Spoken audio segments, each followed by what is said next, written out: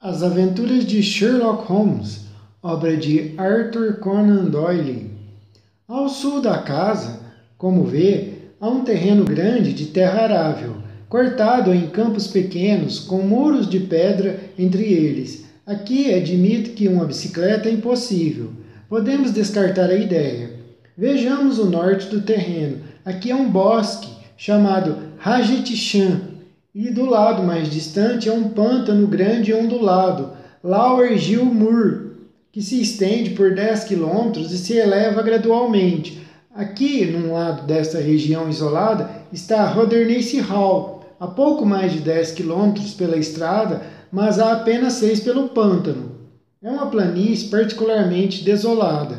Alguns fazendeiros têm pequenos terrenos onde criam ovelhas e gado bovino.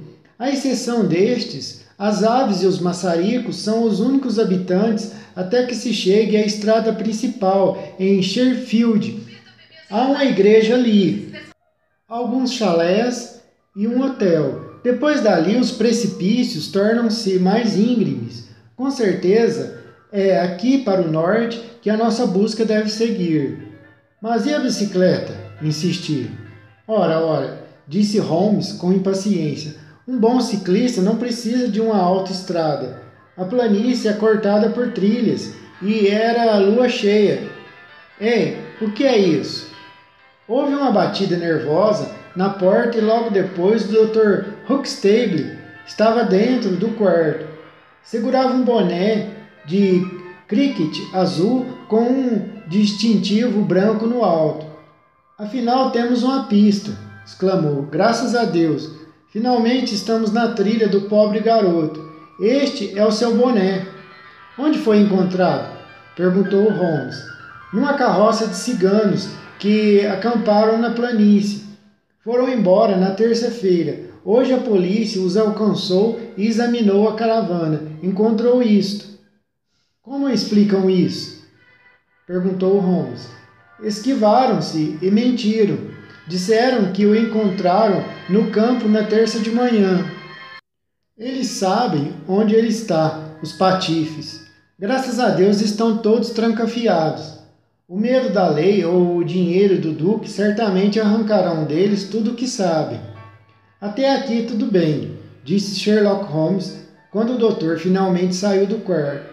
Pelo menos confirma a teoria do que é para o lado de Lower Gill Moor que devemos esperar resultados. A polícia não fez nada realmente no local, a não ser a prisão desses ciganos.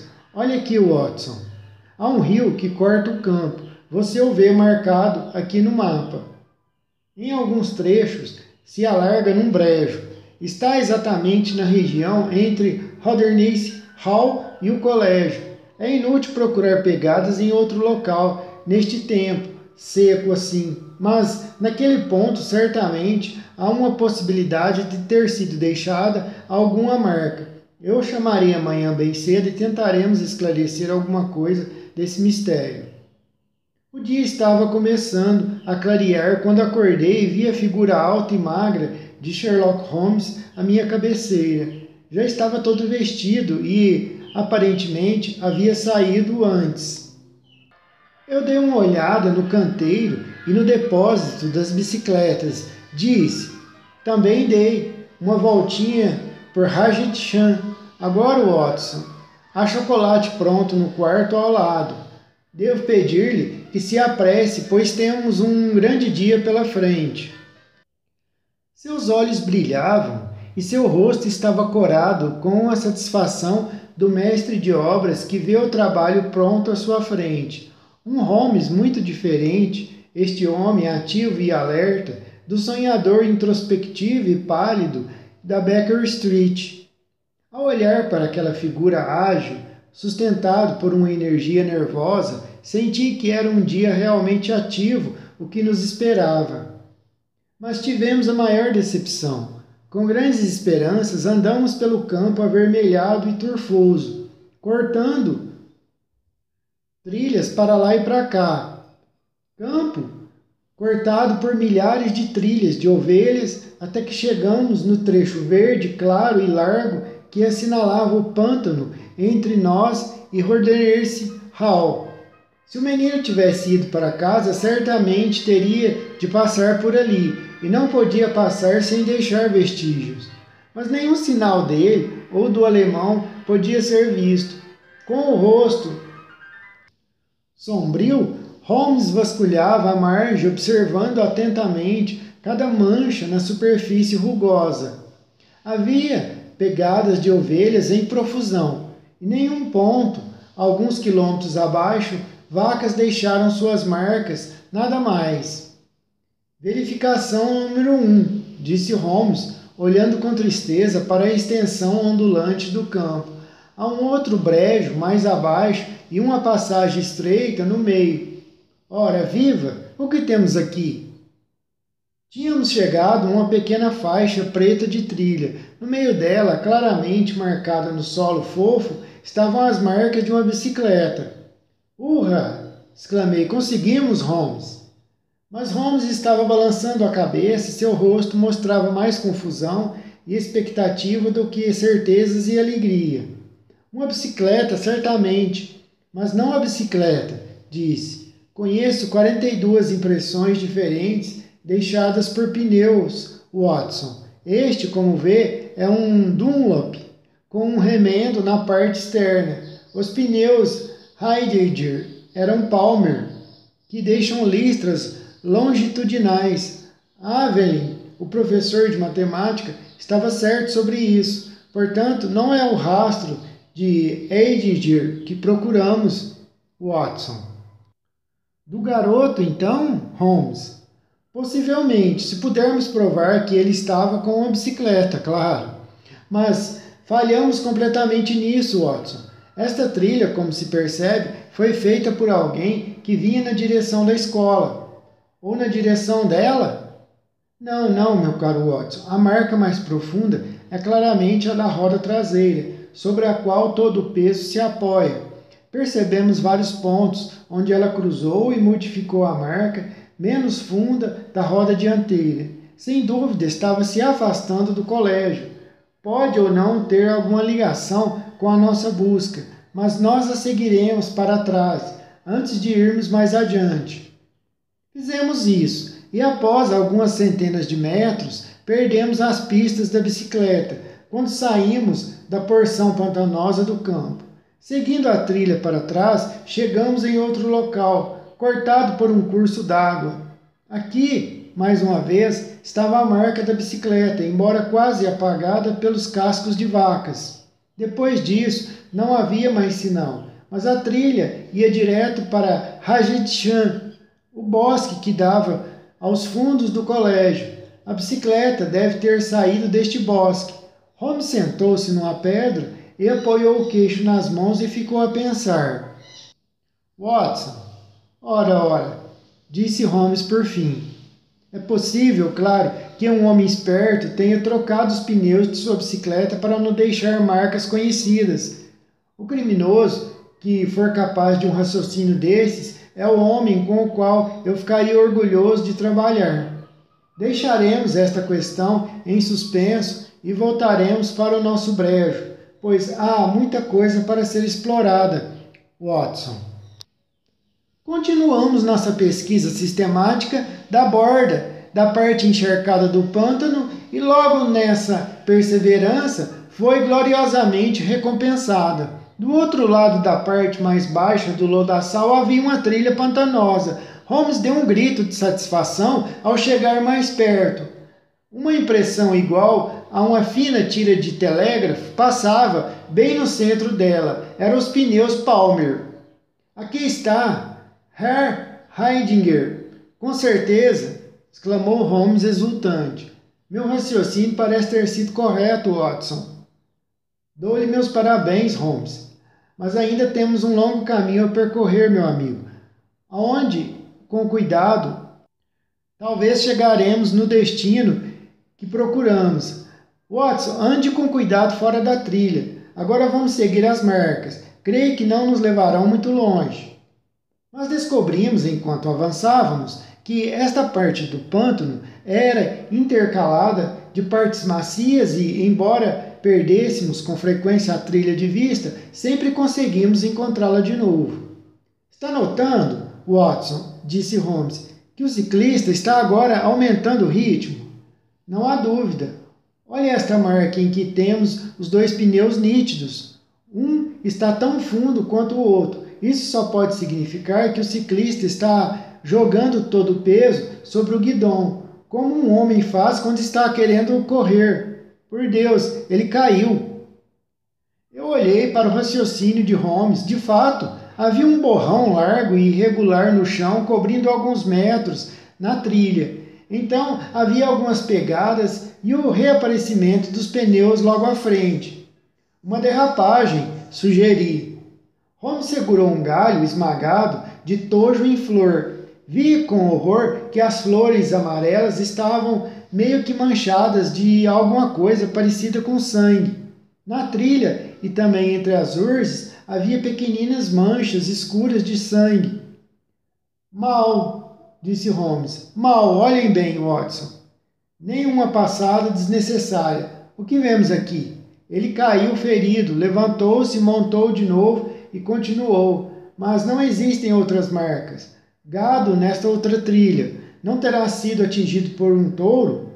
Impossível, mas não vejo pegadas de mais ninguém. Devemos continuar, Watson. Certamente com manchas além da trilha para nos guiar, ele não pode nos escapar agora. A nossa busca não foi muito longa. As marcas dos pneus começaram a fazer curvas fantásticas na trilha molhada e brilhante. De repente, ao olhar para diante, vi o brilho de metal por entre os tufos de tojo. De lá, tiramos uma bicicleta com pneus Palmer, um dos pedais amassados e toda a parte dianteira suja de lama com algumas gotículas de sangue. Do outro lado dos arbustos aparecia um sapato. Demos a volta e lá estava o infeliz ciclista. Era um homem alto, com uma barba grande e óculos, sem uma das lentes que devia ter caído. O homem aparentemente estava morto. Parece que levaram uma pancada na cabeça. Estava de sapatos, mas sem meias, e seu casaco aberto mostrava uma camiseta de dormir por baixo. Era sem dúvida o professor alemão. Holmes examinou o corpo com muita atenção. Depois sentou-se pensativo por algum tempo e eu podia ver pelas sobrancelhas franzidas que, na sua opinião, esta descoberta sinistra não fora um grande progresso na nossa investigação. É um pouco difícil saber o que fazer, Watson, disse Holmes por fim. Minha disposição é no sentido de continuar esta investigação, pois já perdemos muito tempo e não podemos desperdiçar mais uma hora. Por outro lado, devemos informar a polícia a respeito da descoberta e providenciar para que tomem conta do corpo deste pobre sujeito. Eu poderia levar um bilhete, amigo Holmes, sugeri. Mas eu preciso da sua companhia e ajuda, Watson. Espere um momento. Tem alguém ali cortando turfa. Traga-o aqui e ele guiará a polícia. Trouxe o camponês, que estava trabalhando por perto, e Holmes despachou o homem, assustado, com o bilhete para o Dr. Huxtable. Agora, Watson, disse, descobrimos duas pistas esta manhã. Uma é a bicicleta com os pneus Palmer, e vemos onde isto acabou. A outra é a bicicleta com os pneus Dunlop remendado. Antes de iniciarmos esta investigação, vamos tentar entender o que sabemos realmente, para tirar o máximo disto e separar o essencial do acidental. Antes de tudo, quero lhe dizer que o garoto com certeza saiu por vontade própria. Ele desceu pela janela e foi embora, sozinho ou com mais alguém. Isto é certo. Assenti. Bem, agora voltemos ao infeliz professor alemão. O garoto estava completamente vestido quando fugiu. Portanto, já sabia o que ia fazer. Mas o alemão saiu sem as meias. Com certeza agiu às pressas. Sem dúvida, Holmes. Por que saiu? Porque da janela do seu quarto viu a fuga do garoto. Porque quis ir atrás dele e trazê-lo de volta. Pegou sua bicicleta, perseguiu o rapaz e nessa perseguição encontrou a morte, o pobre. Assim parece, Holmes. Agora chego à parte decisiva do meu raciocínio, meu colega Watson. A atitude natural de um homem ao perseguir um garoto seria de correr atrás dele. Ele saberia que conseguiria alcançá-lo, mas o alemão não faz isso. Vai pegar sua bicicleta. Soube que era um ciclista excelente. Não faria isso se não visse que o garoto tinha algum meio rápido de fuga. A outra bicicleta. Continuemos nossa reconstituição. Ele foi morto a 7 quilômetros do colégio Watson.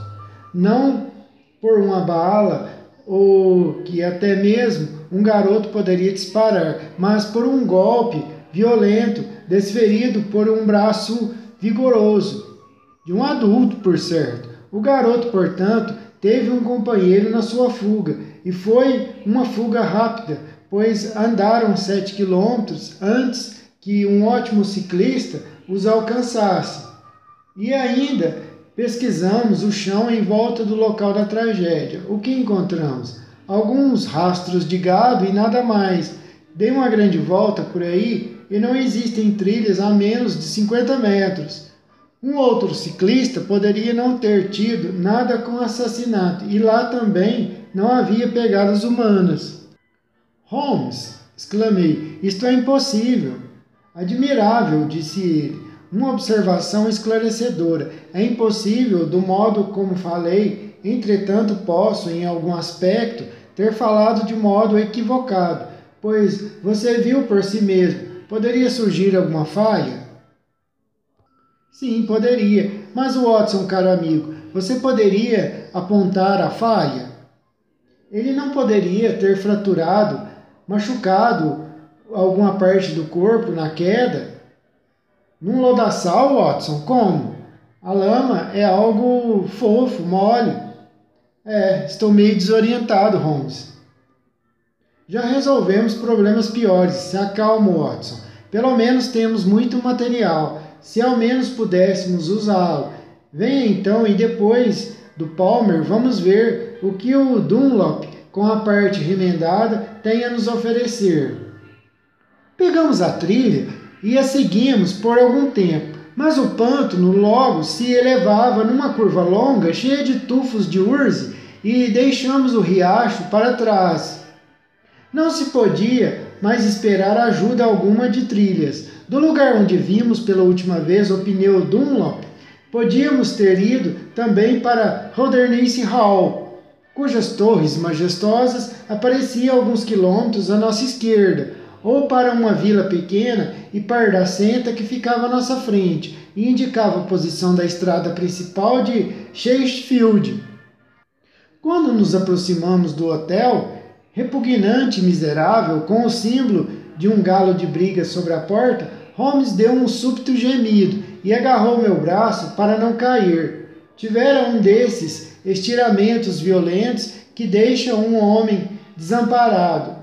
Com dificuldade foi até a porta, onde um homem idoso e moreno estava acocorado, fumando um cachimbo preto de barro. — Como vai, Sr. Reuben Hines? Perguntou Holmes. — Quem são vocês? E como descobriram tão depressa o meu nome? Disse o camponês com um brilho de desconfiança nos olhos espertos. — Ora, ele está impresso na placa acima de sua cabeça. É fácil reconhecer um homem que é o dono da própria casa. Suponho que não tenha algo como uma carroça nos seus estábulos. Disse-lhe Holmes. Não tenho. Mal posso apoiar meu pé no chão, disse Holmes.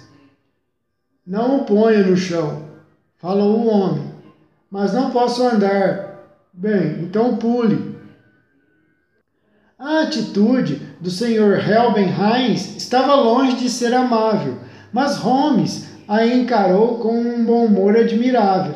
Olha aqui, meu amigo, disse. Isso é realmente um dilema muito desagradável para mim. Não vejo como continuar.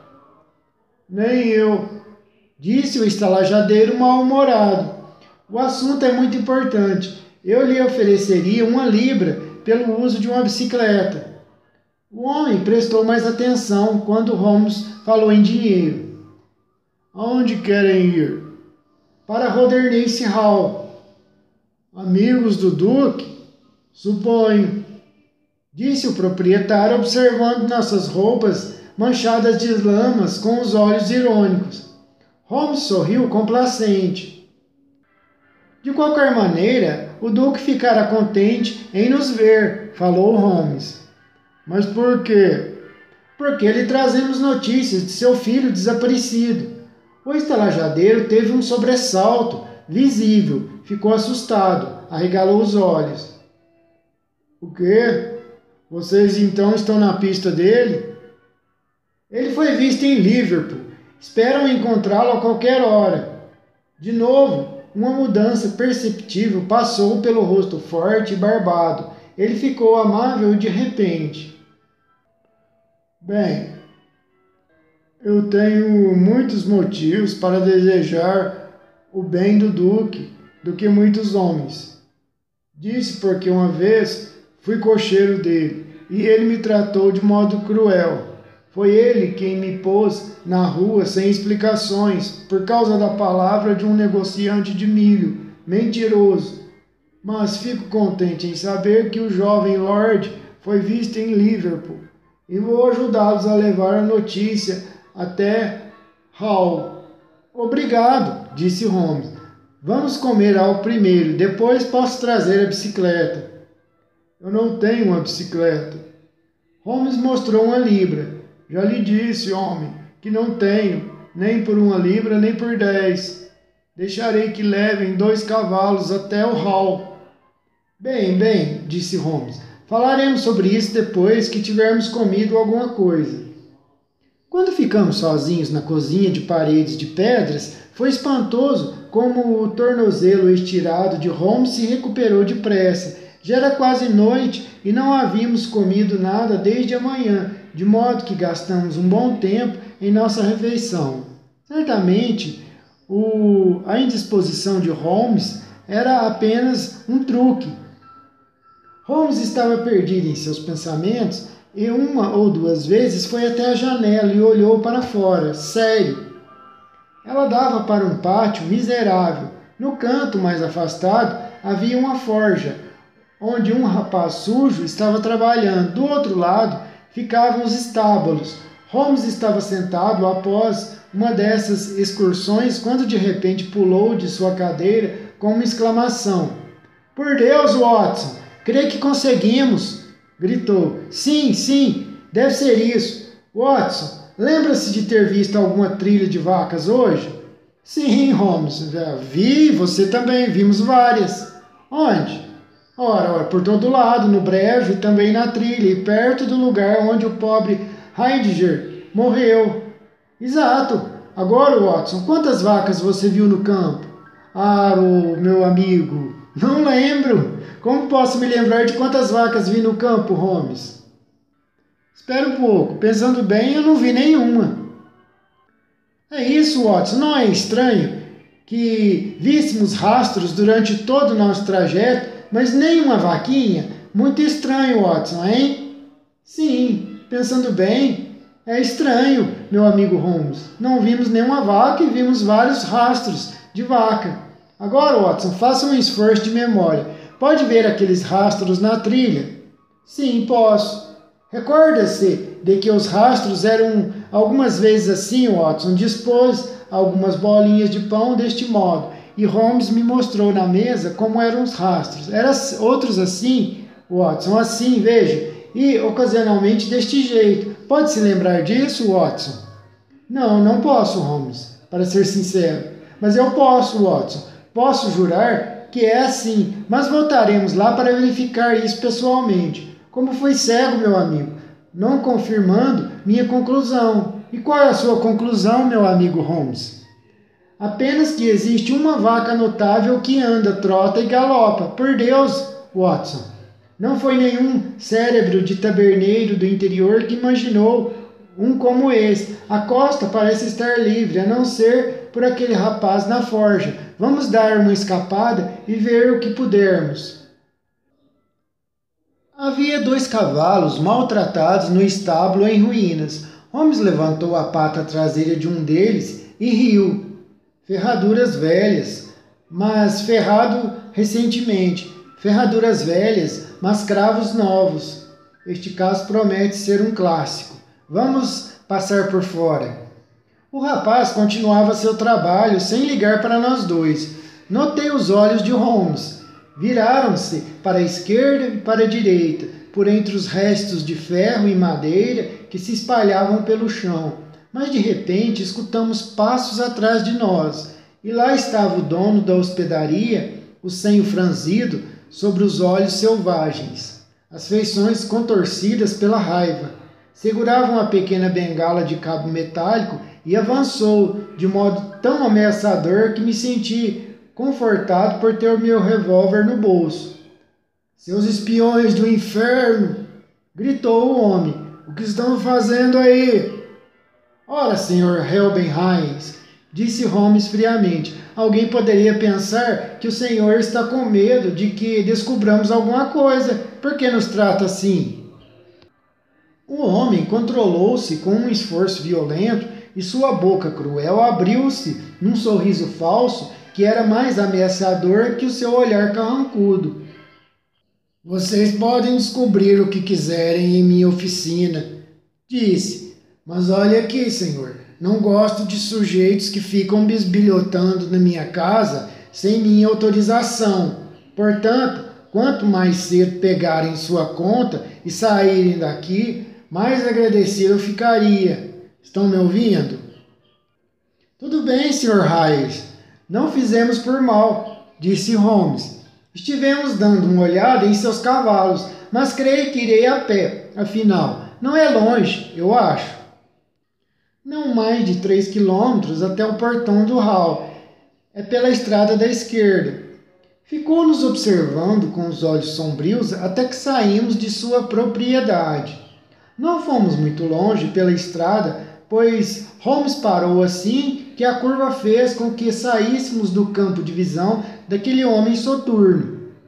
Estivemos quentes naquela hospedaria, como dizem as crianças, comentou Holmes com um sorriso nos lábios. É, Watson, mas parece que fica mais frio à medida que afastamos. Não posso deixar isso. Estou convencido, eu disse, que esse Helbenheim sabe tudo, Watson. Nunca vi um vilão tão óbvio.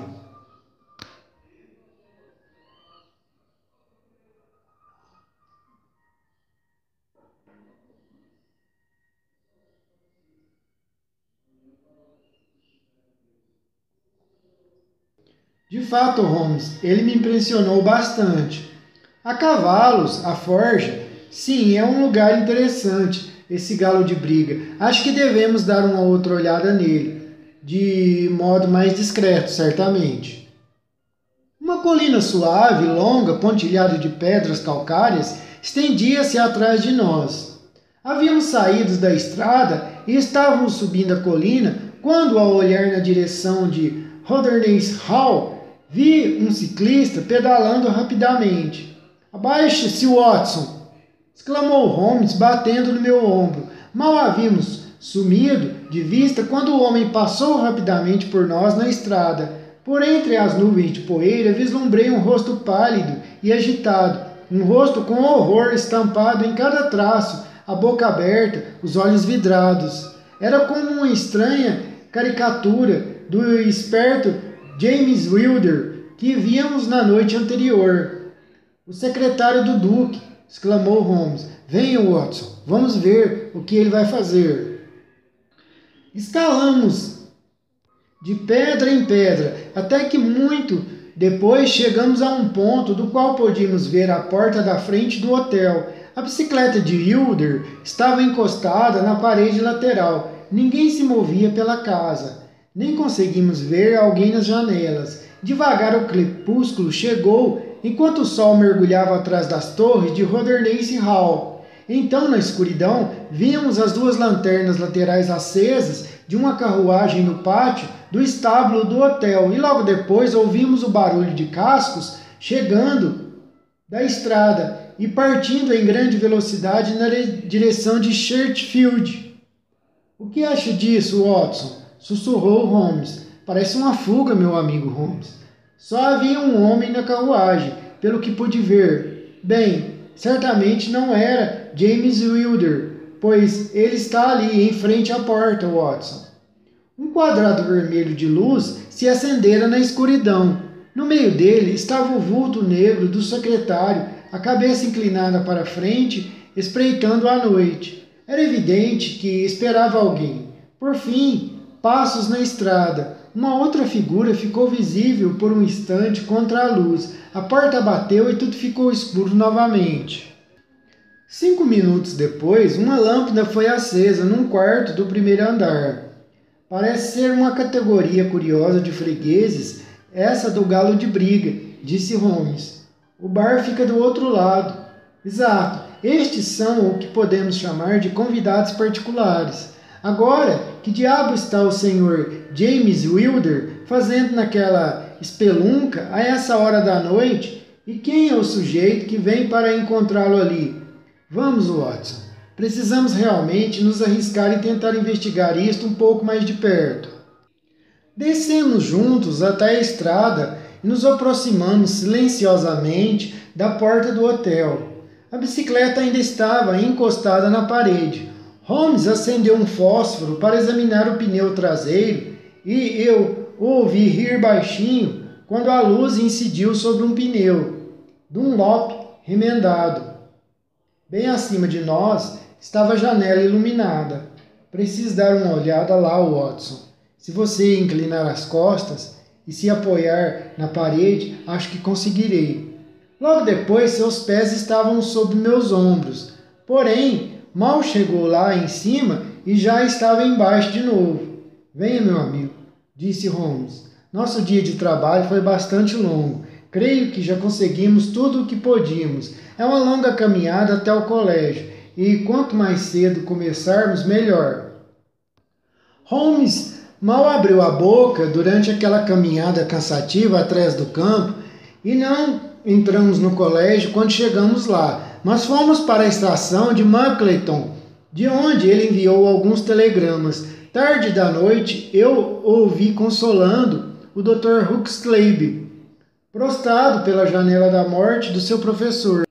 Tarde da noite, eu o ouvi consolando o Dr. Huxtable, prostrado pela tragédia da morte do seu professor. E mais tarde ainda, entrou no meu quarto, tão alerta e vigoroso como estivera quando começamos naquela manhã. Está tudo indo muito bem, meu amigo Watson, disse Holmes. Prometo que antes de amanhã à noite teremos encontrado a solução deste grande mistério. Às 11 horas seguintes, meu amigo e eu estávamos andando pela famosa alameda de teixos de Holdernesse Hall. Entramos pela magnífica porta elisabetana e fomos levados ao escritório de Sua Graça. Lá encontramos o Sr. James Wilder, sério e cortês, mas com alguns vestígios daquele terror selvagem da noite ainda visíveis em seus olhos furtivos e na expressão crispada. Veio ver Sua Graça? Desculpe, mas o fato é que o Duque não está lá muito bem. Ficou muito abalado com as notícias trágicas. Recebemos um telegrama do Dr. Huxtable ontem à tarde, que nos informou da descoberta de vocês. Preciso ver o Duque, Sr. Wilder, falou Holmes. Mas ele está no quarto dele, disse Holmes. Creio que ele está na cama. Vou vê-lo lá, não tem problema. O jeito frio e implacável de Holmes mostrou ao secretário que era inútil discutir com ele. Muito bem, Sr. Holmes. Eu direi a ele que está aqui. Depois de uma demora de 1 hora, o grande nobre apareceu. Seu rosto estava mais cadavérico do que nunca. Seus olhos estavam curvados e parecia ser um homem muito mais velho do que na manhã anterior.